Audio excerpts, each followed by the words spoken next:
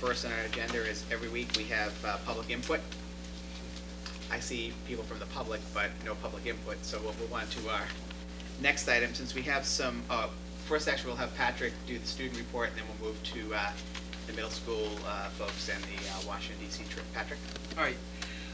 So at the high school, winter sports started last Monday, and they're undergoing a lot of tryouts and some cuts. Singing in the Rain auditions are going to be throughout next week, and it's a school musical, the spring musical, so that should be exciting. Yeah, the big production. There's a lot of caroling going on at the school for the holiday season. Interact is going to senior citizens' homes right next to the high school in the Batchelder, and they'll be caroling Wednesday. And also the band and chorus have their caroling and are available to perform on the weekends at any events. And you can contact the Mrs. Kane or Mr. Foreman if you would like to hire the band and chorus. Progress reports are being mailed out this Friday for second quarter. The student council is going on a conference to Lowell High School.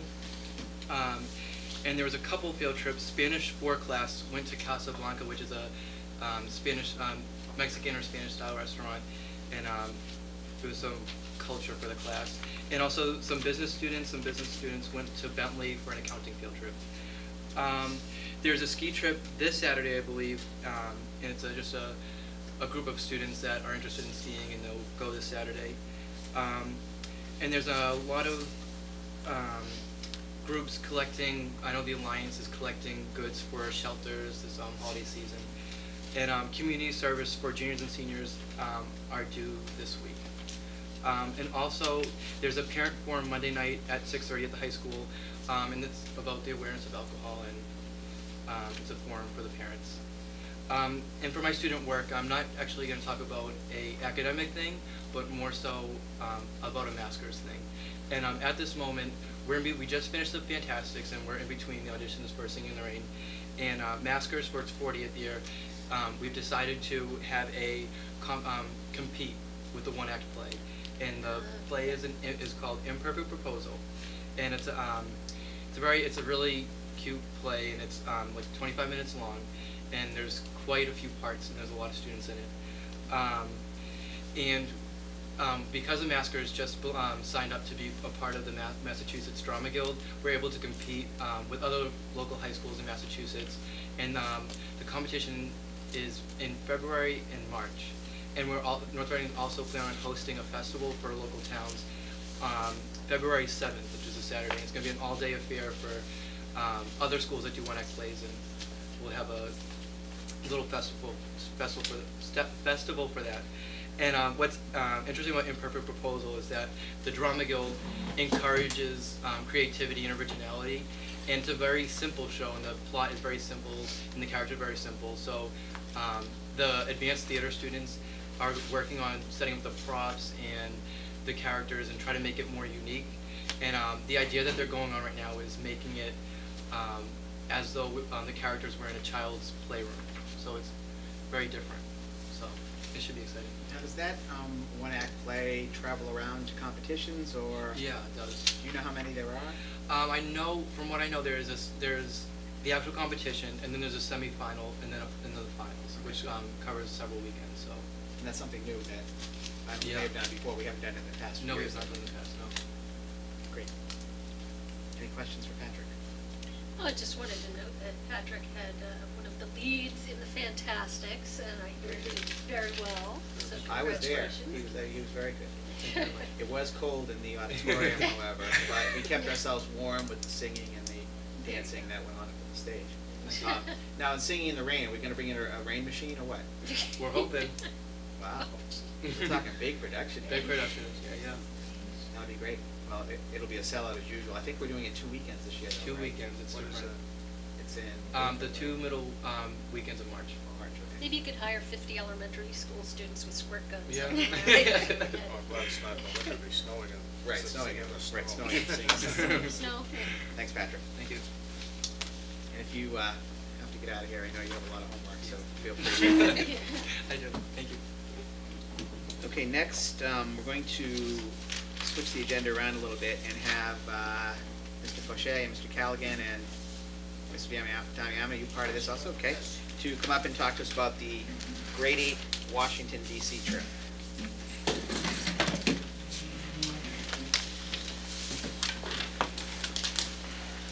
Well, good evening once again. I'm really appreciative to be able to come this evening to present our proposal for the 8th grade Washington trip, DC trip. For the sake of our viewing audience, Mr. Callaghan, middle school assistant principal, Mr. Nick Damiano, 8th grade social studies teacher. Mr. Damiano in particular has we're very grateful that he's taken charge of this trip and has done a lot of organizing for all the details. So we'll get to hopefully answering all of your questions tonight with regard to this trip. But early on in my tenure, I recognized the cultural significance of this particular experience, starting with the number of questions I received during my interview process and the many conversations I've had since then with students, faculty, parents, as well as with the superintendent, with the middle school council, with the Parents Association, and pretty much anybody that cared to talk to me about the grade 8 trip. I'd also note that we did a little survey of our parents, unscientific as it is. We had 133 respondents, and the choices, 95 of 133 quickly support the trip. We don't really care what the cost is. We had 24 respondents that said, we support the trip, but perhaps you could look at the itinerary and maybe cut back a little bit. We had 9 who support the trip, but are humbly asking for maybe some financial assistance. We only had 2 that said, I don't choose to participate in the trip. I think that was 133. 133 out of a possible 203 students, so it's significant from that standpoint. Having taken the time to thoroughly explore all aspects of the trip, I am confident that we've put together a reasonable, educationally sound plan for our students to travel to our nation's capital. We recognize that this trip is a culminating middle school event for our students. They have worked hard for 3 years, and I believe it's an expectation on their part that we take some time at the end of the 8th grade year to mark the end of middle school with some sort of a celebratory experience, in this case, a visit to our nation's capital. We believe it's educationally sound, as we will visit many of our nation's notable landmarks, some museums, and certainly will walk upon what must be described as some hallowed grounds. In addition, it's an experience that truly requires all the participants to do their part in order to make the trip successful. This would mean, you know, we need to stay together, we need to get along with each other, and we need to otherwise work very hard at keeping everyone safe, so it's really a true team effort. And, you know, it doesn't go without mentioning that the educational value of a middle school student living out of a suitcase for a week without his parents to pick up after them, you know, is probably quite notable. So let's begin. I'll ask Mr. Damiano to quickly review the details of the trip. I know that you received the itinerary in your packet, but again, for our viewing audience, perhaps we'll throw out some of that information with regard to the trip. So, thank you, members of the school committee, Mr. Nelson, Dr. Troughton. Thanks for the opportunity to provide some input, some information about this trip. I think it's a wonderful trip. It originally started for about $800. We've got it down to about $715 now, which is about $50 cheaper than it was last year. We did this talking through Capital Tours. We tried to impress upon them that it was a difficult economy, and it was better to have this trip than not have it for both our parts. We're going to be going Monday the 15th through Friday the 19th, visiting most of these landmarks. I think it's a great experience. I also think it's a great educational experience. Being in front of the Congress or being in front of the White House is immeasurable of what it means to these kids. I mean, if you stand in front of the Congressional building and you can talk to them about what we've studied about the Magna Carta, that the genesis of the Magna Carta was here, and now we're at the front of the Congress, and here is the House of Commons and the House of Representatives, the Senate, and the House of Lords. When we're in front of the White House, we could tell them about Locke. We study about Locke, and we study about Montesquieu, the separation of powers.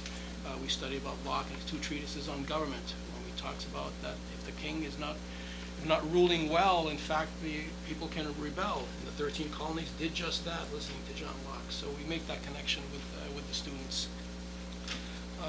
On the way back, we stop at the Statue of Liberty. I mean, that's certainly symbolic. It is certainly symbolic for me. It's one of the first things I saw when I came to this country. I wasn't quite sure what it was, but I knew it was something important at that time. The first night, we go to the Cherry Blossom, and it's a dinner dance, and the kids just absolutely love that. We try to have it the very first night, even though it's a very hectic night.